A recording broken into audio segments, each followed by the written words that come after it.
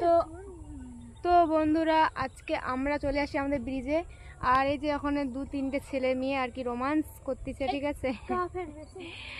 তো কি বলবো, ওদিক যাবো না, ঠিক আছে, কারণ গ্রামে হচ্ছে সেই সামনে আমার কাকু ওরা আছে, ঠিক আছে, ওদিক গেলে খারাপ মনে করবে।